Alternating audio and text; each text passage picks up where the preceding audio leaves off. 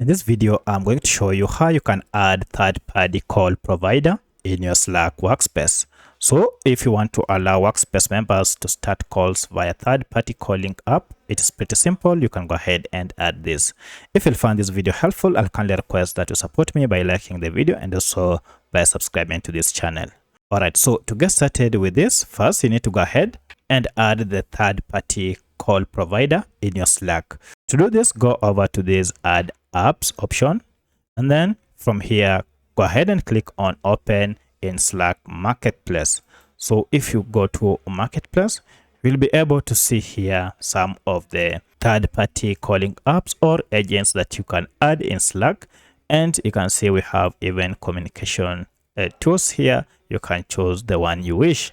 Once you choose the one you want, now head back to Slack, and once you are in Slack, go over to your Slack account name or workspace name here. From this, click on tools and settings, and under it go to settings and choose workspace settings. From this, scroll down and look for administration.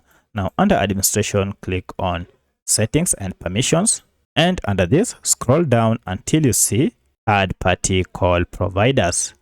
From here you can now expand this and you will be able to see the third-party call provider that you added.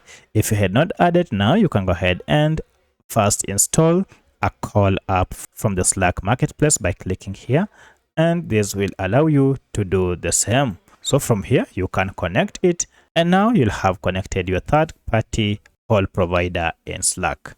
So that's how you can add a third-party call provider app in Slack. If you have any other question, kindly let me know in the comment section. Otherwise, thanks for watching and let's meet in the next video.